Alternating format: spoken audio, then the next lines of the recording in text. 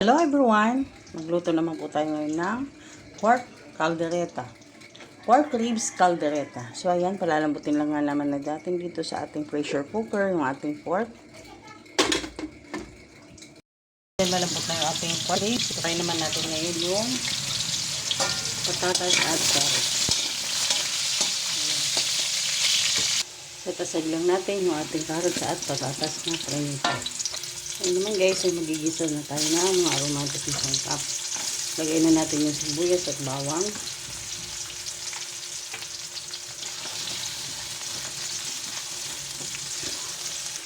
Halo-haloin lang hanggang ito ay mag-golden brown.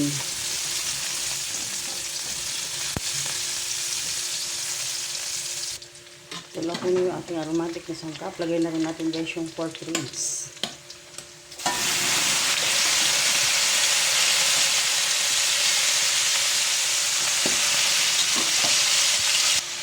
Halo-haluin.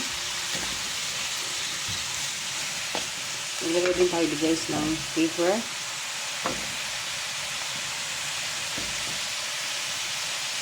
Salt.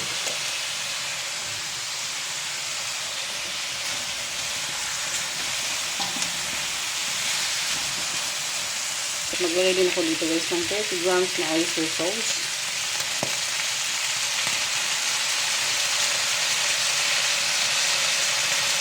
Seasoning.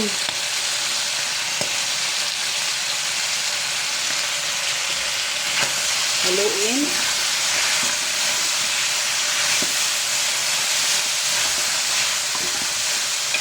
Lagyan na rin natin guys ng sabaw. O ito nga pala yung pinagpakulaan ko ng pork kanina. Ito na rin yung ginamit ko para ng sabaw or sauce. Ayan guys. Gamit rin ako dito guys ng Mamacita's Caldereta Mix. Lagyan na natin para lumapot lang yung sabaw. Halu-haluin lang. Haluin lang natin guys hanggat matunaw yung ating powder. Ito guys ng 2 pieces of bay leaves or dahon ng laurel. Maglagay din tayo guys dito ng liver spread or wiener. Ayan.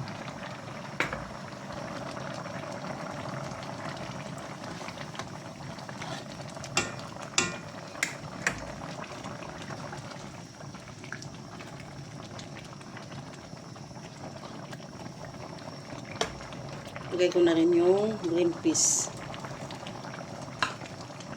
Maglagay din tayo ng pineapple chunk or tidbits.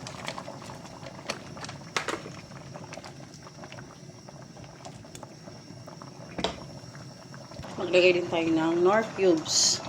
Pork nor cubes.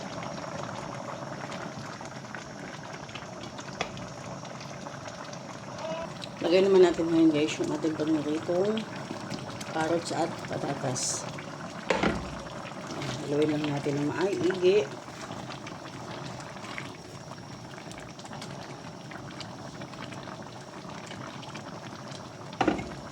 Maglagay din tayo dito guys ng black pepper.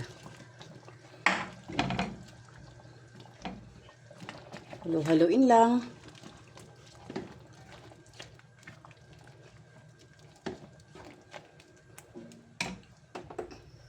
And then, tikman na natin guys yung ating calderetang pork ribs.